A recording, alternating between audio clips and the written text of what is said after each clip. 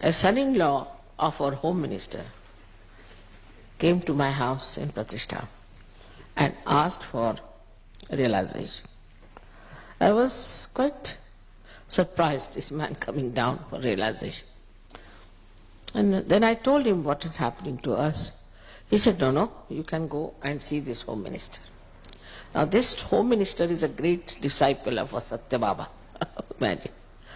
I said, it's really, I don't know how it will work out. The stupid fellow, this disciple of Satya Sai Baba, Asatya Sai Baba. So, just see the drama. We were quite hesitant, and with me, Rajesh, Shah, Yogi Mahajan, and one Nargilkar, who is from the same area as this minister, who had arranged this meeting.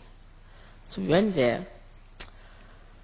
So the private secretary had a great respect for me. She called the car inside.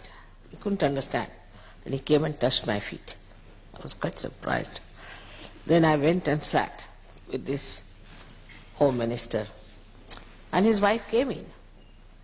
And she touched my feet. I was quite surprised.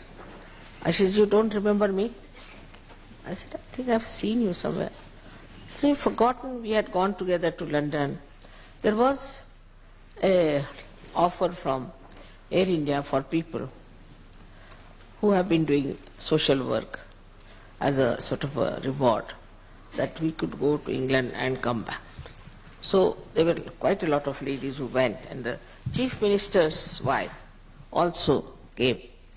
She was actually this Chief Minister at that time, and his wife. They were very well known to my family. Actually, their marriage was arranged by my father also. So they were all sort of, they never knew this Western culture. Very old-fashioned ladies, all old ladies, you see, traveling with me to London. There, they were so shocked at the dance they saw and everything. They said, what are these dirty people doing here? Why are they showing us these dirty things? And we are not dirty women. And like that, they were. I had to tell them, all right, they have this kind of dances only. If you don't want to see, we can go out. Went out, and all of them started vomiting there. So it was such a bad condition with them. So they stuck on to me in London, all of them. And one of them was the wife of this gentleman. And she said that if you remember, we all stuck on to you. They were all older than me, because they couldn't understand what's happening in these countries, because they had never seen such dances, such women, such men. She said, but why are these Air India people troubling us like this? Why do they want to shock us? I said, it's all right, that is their entertainment style, doesn't matter and all. But inside I was laughing. I said, from where these old-fashioned women have come here and they can't stand all this nonsense. But this lady said that, see how you supported us, how you helped us. Otherwise we were all collapsing, you see there. So this lady was very sweet, and then she started telling her husband, she was quite young, but she was very wise, and she looked after us, and she did this, and she was the youngest and all. Then suddenly one girl, one by one on the stage, first the wife came in. Then they announced there's a lady called Nirmala Deshpande who wants to meet her. So they said, no, just now I'm talking to Sri Mataji. I'll see her later. No, I said, you call her. She knows me very well. So this Nirmala Deshpande was with me in 1942 movement. Imagine the drama.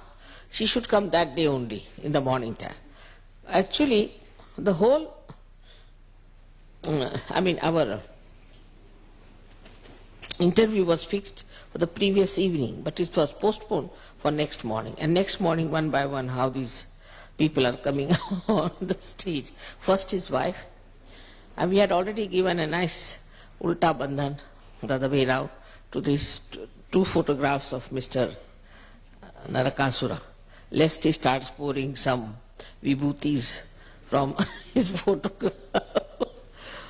Then this lady, this Nirmala Deshpande, she came. As soon as she saw me, she just fell at my feet. She started hugging me. She said, how long we are meeting now, this, that. She even forgot the Home Minister was sitting there, nothing. And they all started looking at her. Oh, you don't know? She was our leader. You see, she was like a real Shakti. How she faced the Britishers, you have no idea. You people have become ministers, but this is the lady who fought for the freedom. You know, she gave a big lecture to the Home Minister and Home Minister, like that.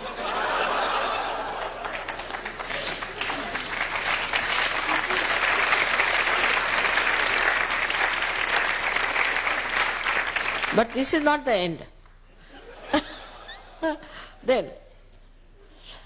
Then she wouldn't talk to him. She was just talking to me, and she said, "Oh, you have been doing great work. I've heard about you. I've been longing to meet you. But just imagine, today I've come, and you are here after such a long time. Oh, you don't know what a loving lady she is. She was so sweet to us. She was much younger to me in age, and we were so many girls, you see, boys. All of them she organized. She was so young, and still she was so brave, and she was describing everything. I was quite embarrassed. So the minister didn't know why she had come there. Then I said, all right, now I'm going. I told him the whole story, gave him all the papers, and he couldn't help it. He had to sign, all right, please do something about it or something. He wrote to the main man in Maharashtra. I told him about all this and how Rajneesh has planned this, and all this was done by Rajneesh people because we have proof of that. Then we came out. We came out, and there was one lady who again touched my feet in the veranda. I couldn't recognize her very well. She said, "Have you forgotten? I'm the Maharani of Satara, where this incident had taken. You know, Angapur is close to Satara." Ah,